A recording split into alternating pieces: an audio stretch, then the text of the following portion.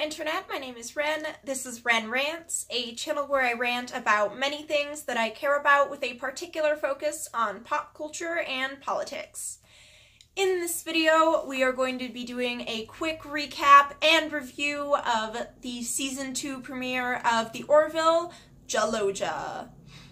First of all, I do want to apologize for how overdue this review is, and how overdue the review for Season 2, Episode 2, Primal Urges will also be. Although I did watch both of these as soon as they became available on Hulu, and was super excited to share my thoughts with all of you, I just have not been able to get my life together enough to film. I kept getting sick, and then when I finally felt good enough and had time, there was a freak windstorm, and I was without power for the 12 hours that I had any time at all to film during. So, I'm so sorry. I will be getting those both out this week. I do also have a couple of other videos that I filmed over the holidays but haven't gotten a chance to edit. Those videos were videos selected by you. You voted in response to some polls that I posted, and feel free to vote on future polls for input in which videos I prioritize in the future, and submit any ideas you have for future videos you'd like to see in the comment section down below. Okay, so now that I have all of that out of the way, this is going to be a spoilery review, meaning that I am going to talk about the details and plot of the episode just because the episode's old enough now that I think all of you have had a chance to see it. So I'm not going to worry too much about spoiling the episode. So if you haven't seen it, go watch it. It's available on Hulu. Otherwise, you have been warned, but I can't stop you. I am not your father. Probably. The episode starts with Captain Mercer drowning his sorrows in the 10 forward equivalent, it seems like the ship's bar, and he's pouring out his soul with the bartender, Olix. You know what the worst days are, Olix? The days when you can't stay busy. Hard time getting over the breakup with he and Kelly. Alara offers to lend him her 2 pointy ears if he ever needs someone to listen to. I know it's none of my business, but if you ever need an ear, I've got 2 big pointy ones. Finding love on the ship, and we get to see sort of a reintroduction of the mentor-mentee relationship that we saw between them in Season 1, where Ed tries to encourage her and bring her out of her shell, and now she gets to reciprocate a little bit by trying to encourage him. So that's kind of a nice thing to be reminded of, and also to see how they've both grown as characters. And Ed even mentions that they're pretty alike because both of them are good at their jobs, but neither of them really feels like they deserve to be there.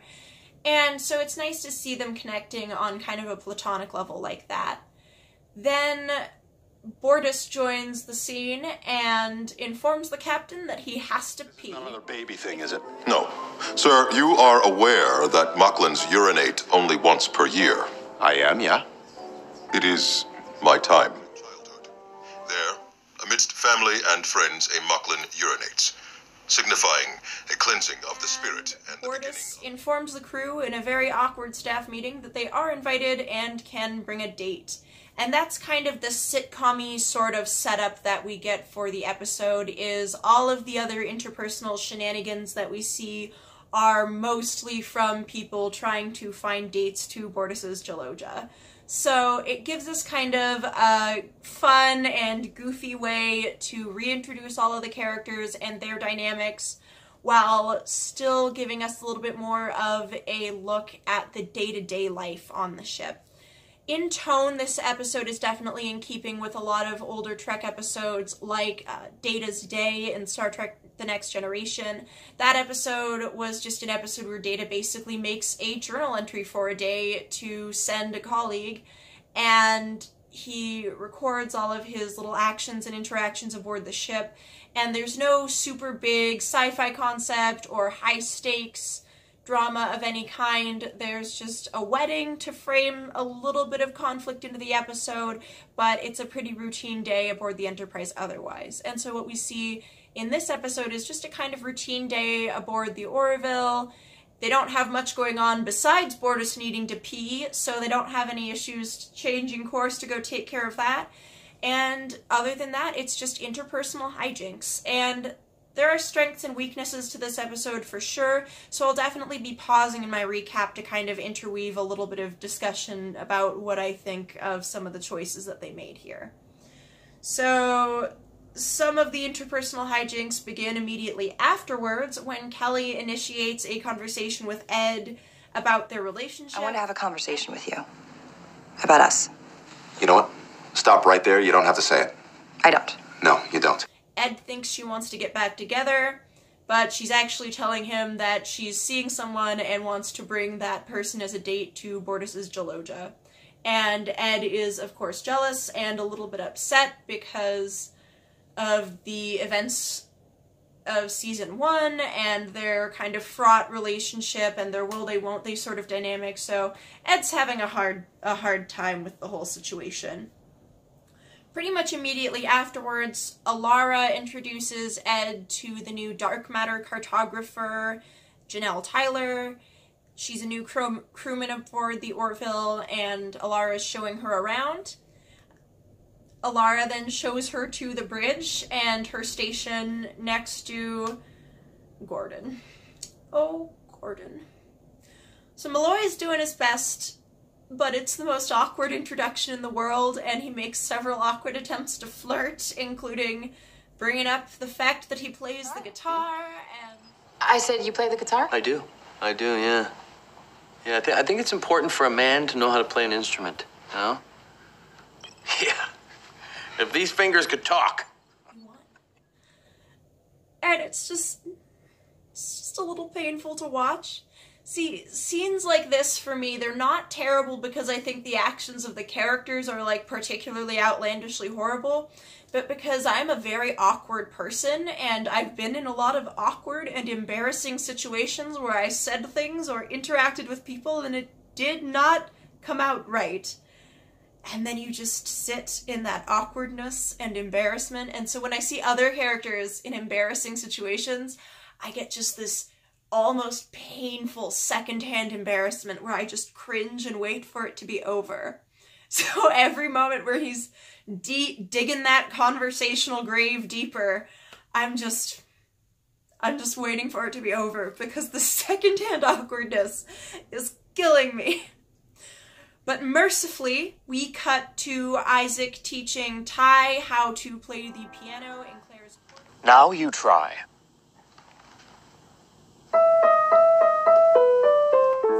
Isaac, of course, picked up the piano very, very quickly, but Ty needs a little bit more instruction, and we kind of get reminded about how he connected with them in season 1 as a unit, and it's nice to see that relationship and, you know, that friendship sort of further explored here. We also get an introduction to Marcus's troublesome new friend, James, who is an unbelievable brat and is incredibly rude to Claire. Go to the simulator. And... Bro, is your mom always such a pain in the ass? James, do I know your parents? And... I don't know. is just generally a negative influence, which of course ends up coming up later in the episode. And I think that's a pretty interesting sort of starting point to reintroduce us to all of their relationships and their dynamics. And I actually really like that we have conflict with Claire and with her older son again, because I think that's really, really true to what it's like to raise a teenager. I haven't raised a teenager, but I've been a teenager, and no matter how many times I would behave like a little shitter and then make up with my mom and then realize how lucky I was to have my mom and to try and be better, I would immediately backslide into being a little shitter again, because teenagers are doing their best, but they're having a tough time. And sometimes they will just be repeatedly shitty to their parents. And I think it's nice that it's not a situation that just gets solved overnight in one episode, in one event. No, it's an ongoing relationship that Claire keeps having to cultivate and keeps having to work on, because raising a child is hard and teenagers are difficult. And actually seeing that sort of repeated while still finding new ways to explore that difficult relationship of loving but also needing to, you know, keep your child's shit together. I think that that was a really interesting way to kind of bring that back for season 2, just as a starting point to see that while some things have changed, some things have not.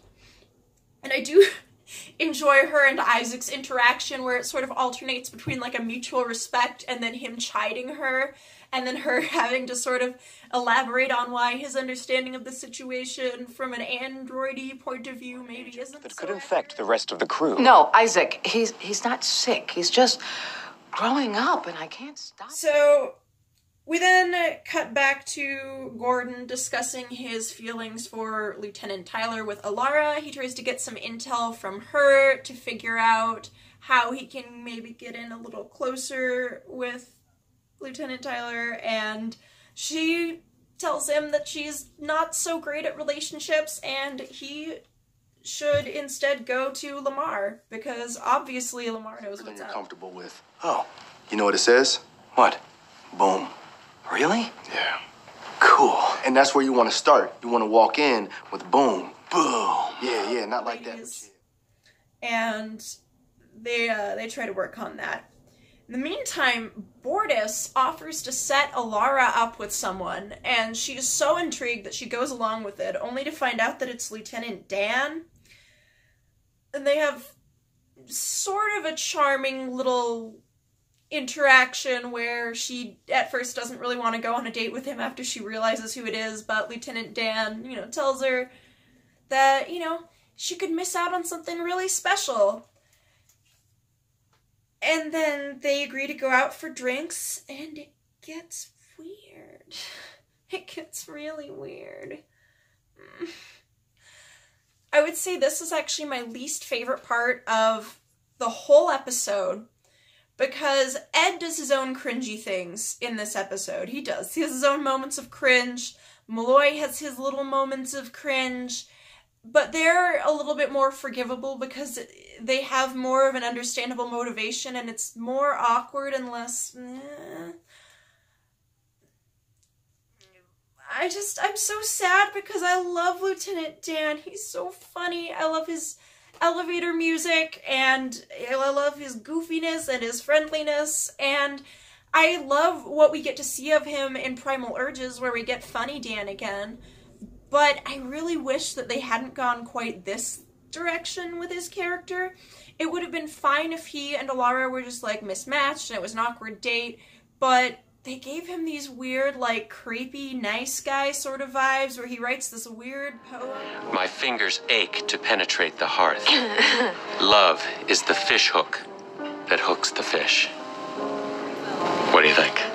It's really good. Be brutally honest. I need absolute honesty or I can't grow as an Erotic artist. moments in the poem that are very uncomfortable. And then he asks her for an honest critique, and at first she just tells him it's good, and then he bullies her into a real critique, and then she gives him a real critique, and then he gets mad about it. So then she goes to the bathroom, and then he sends her a creepy text saying, "I miss you." And it's just like, why did you do this? Why? And I'm still going to relentlessly enjoy this character anyway because he's so funny, but I just really wish they hadn't gone that direction with that character. We already had so much pathetic male cringe in this episode. We really didn't need more. And I think this also kind of just puts it over the top in terms of secondhand embarrassment and cringe factor, where I just did not like it. Like, that part of the episode I did not like. I was mostly just actively disappointed in it.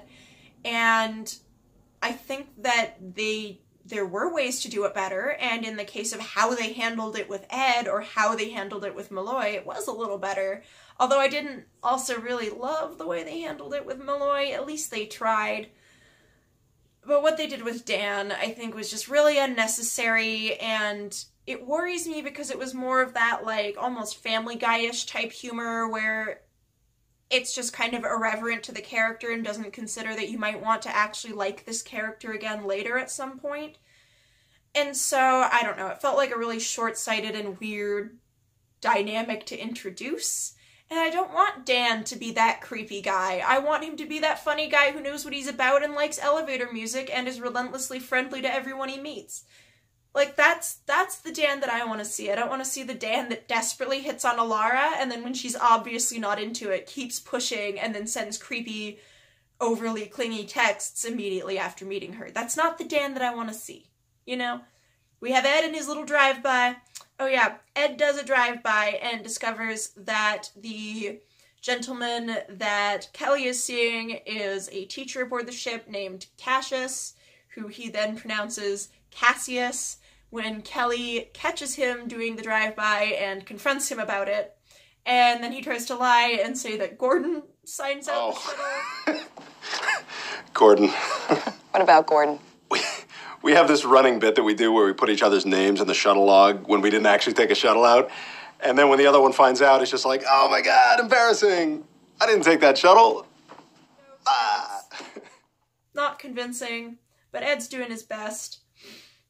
He does eventually realize that he's wrong, though, and he goes and talks to Cassius about the situation and kind of tries to clear things up and also tries to smooth things over in a way that seems like he really does want whatever is best for Kelly and whatever makes Kelly happy. He has a pretty honest conversation where he gives Cassius some insight based on his knowledge and long relationship with Kelly. And I think that that was a good direction to go to sort of mitigate the creepiness of the storyline with Ed otherwise. And I really wasn't thrilled about this particular way of writing this episode. I liked the sitcom setup, and I think there's a lot of fun stuff you can do with this episode, but there's just so much room to make things weird, and they just made things a little too weird for me. And I just worry that it's going to keep being like a gravitating focal point of the series between those two characters, and I just worry that it makes it harder for me to like Ed as a character when I see him repeatedly making the same mistakes.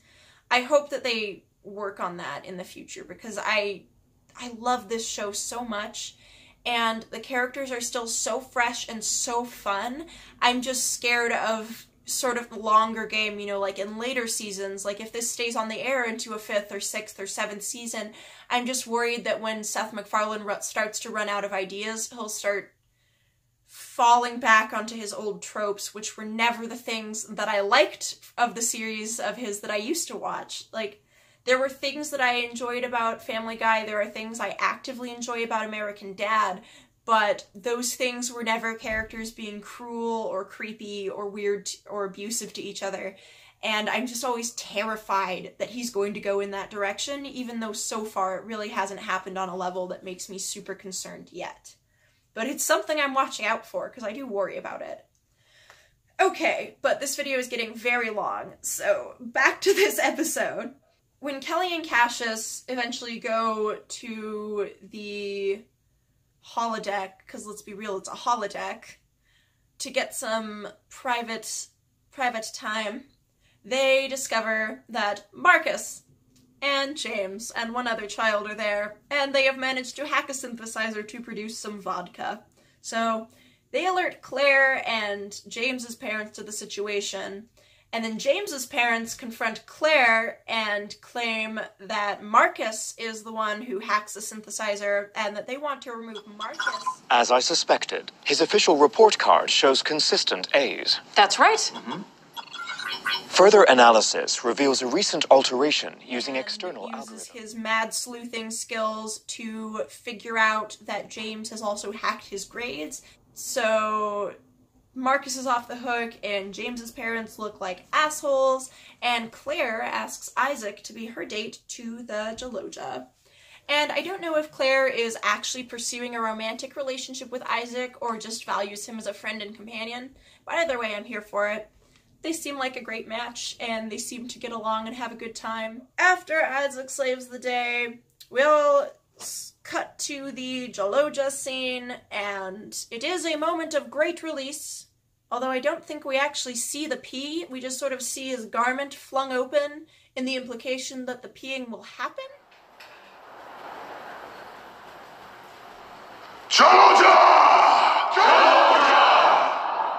We don't see the pee, but everyone shouts Jaloja, and everyone's very excited, and then we cut back to the Orville, and it's sort of like a reception party, kind of like you would really see very, very often in TNG and 10-4. They really loved their little classy party scenes, and I also loved little classy party scenes. It was nice. So it was nice to kind of see that again, and we have Captain Mercer drinking by himself, but this time he is joined by Lieutenant Tyler. So, all in all, I had some very mixed feelings about this episode. There were some really good things. I liked the tone of the episode. I liked the setup. I liked that they reintroduced us to all the characters.